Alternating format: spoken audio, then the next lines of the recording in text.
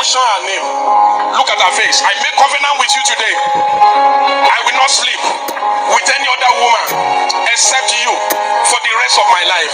If I do it, let God of Adeboye arrest me. Let God of Adeboye deal with me. Let God of Adeboye seize my peace. God of Ijoye Rapada, let him deal with me. God of Akindayomi, let him deal with me. It's only you I will touch. It's only you I will sleep with. You are enough for me. You are my baby. You are my lover. You are my African queen. You are my African queen. Me back and back. Promise you, I will not sleep with any other woman. I'm blushing, ain't me? Yes. Nínú church kan ni wọ́n ti ní káwọn ọkùnrin máa take a vow. Ọ̀dọ̀ eléyìí ni wọ́n ń gé wá fún wa. Mo mọ̀ pé tí verse obìnrin náà máa wà. Yes, it is okay, but ó tọ̀rọ̀ wà lẹ́yìn tí máa sọ. It is okay. Eléyìí, wọ́n try láti bring your husband and wife close together. Kí ni purpose of their being together? Báwo wọ́n ṣe bẹ̀rẹ̀? Nítorí ọ̀pọ̀lọpọ̀ marriage ó ti ń lose ẹ̀. So tí wọ́n bá ṣe dé ní church, wọ́n bring wọn closer. Ẹni tèmi má ṣe mi gbọ́ ò but wà lórí ẹ̀. Ó dáa gidi gan. Ìrẹ́pọ̀ láàrin lọ́kọ-láya ni. Ṣùgbọ́n ẹ̀ lélẹ̀. Ibi tí ó gbé kájú da pásítọ̀ yìí tó sọ̀rọ̀ lọ́wọ́ yìí. Ibẹ̀ ni wọ́n ti gbé sọ̀rọ̀. That is, bó ṣe ń rin pásítọ̀ yẹn ni pásítọ̀ yẹn fi sọ̀rọ̀.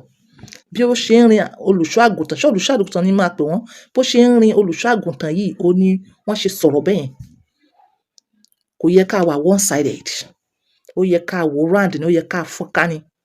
Ká wá tún tò. Yes. As a marriage counselor, inú mi dùn. Inú mi dùn pé yes, àwọn ọkọ wa wọ́n jókòó sílé, àwa nìkan ni. I will never sleep with any other woman. I will never sleep with any other man. Yes, ọkùnrin, wọ́n ní you will not look at any other woman. You are the only one I will touch. You are the only one I will continue to sleep with. If me as a man sleep with any man, any woman, if me as a man sleep with any other woman aside from you, God of Adeboye, God of this, God of that should deal with the man.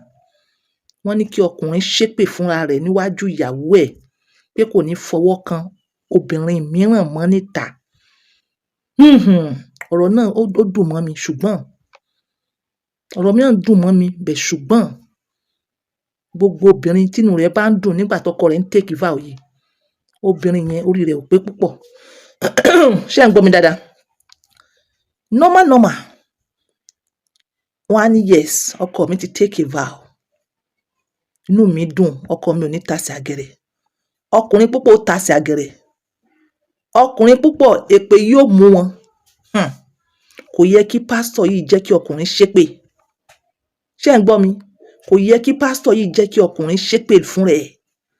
Kò yẹ kí pásítọ̀ yìí jẹ́ kí ọkùnrin ṣépè fún rẹ̀. Àwọn èpè tẹ́ fi pé èpè kéékèèké báyìí, òun ló máa ń ṣẹ. Tí eku ò bá ké bí eku mọ́, tí ọmọ ènìyàn ò fọhùn bí ọmọ ènìyàn, tí wọ́n gbàdúrà tádúrà ò gbà, ìdí ẹ̀ lélẹ̀. Èpè ńláńlá. Àbà nínú church. Níwájú àwọn obìnrin wọn. Obìnrin lè take a vow because obìnrin lè mára dúró. Ẹ̀yin máa sọ wípé ṣé ọkùnrin náà kò lè mára dúró ni? Obìnrin lè mára dúró. A ti rí.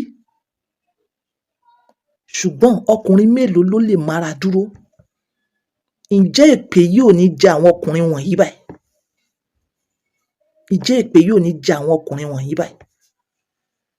Ọkùnrin tó bá tiẹ̀ lè mára dúró pé ìyàwó kan tó tiẹ̀ wá níyàwó ẹlẹ́ẹ̀kejì tó níyàwó ẹlẹ́ẹ̀kẹta bíi ti àwa mùsùlùmí. Yes, ẹ lè sọ wípé wọ́n ṣe bẹ́ẹ̀ ní church.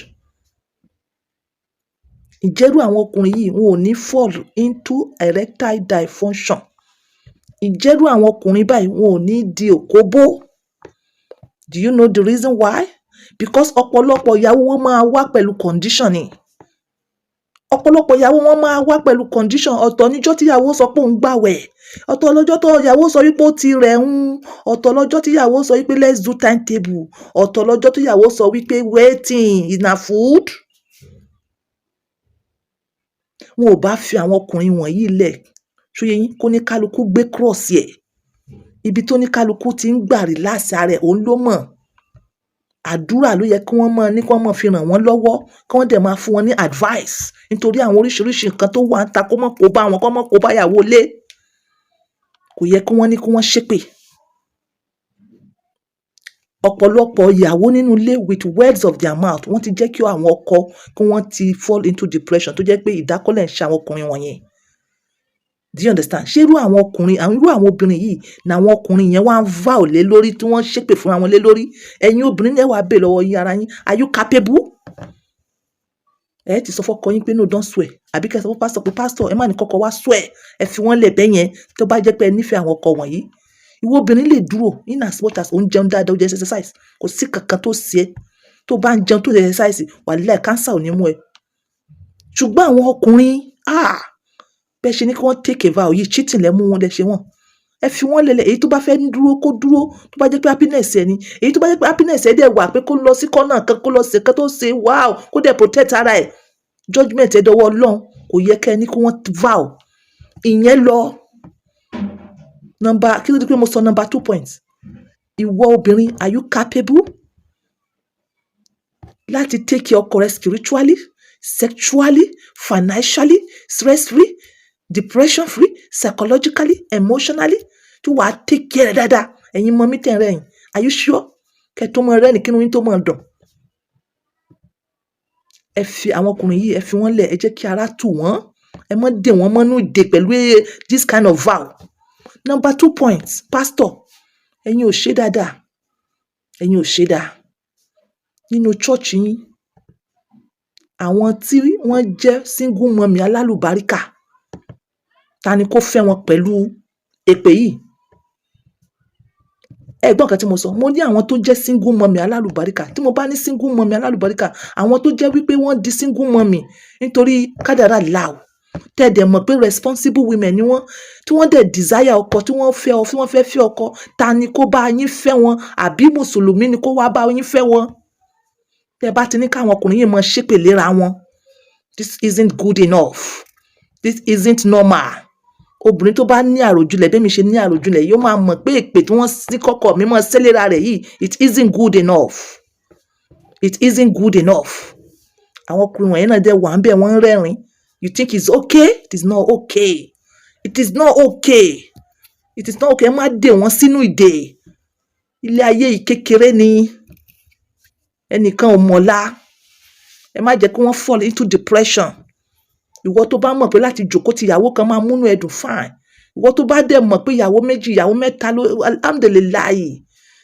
Ọlọ́run kó mọ rántí Ọlọ́run àti kátó Ọlọ́run sọ àwọn single mummy ṣé kí wọ́n run into depression nígbà tẹ́yìn bá ń hold ara yín tẹ́ ẹ̀ ń ṣe vow nígbà tẹ́ ẹ̀ ń ṣe lè àwọn single mummy ara yín níbo làwọn wà ẹ̀yin tèmi or how many young boys mélòó ló fẹ́ fẹ́ single mummy how many young boys ló fẹ́ fẹ́ single mummy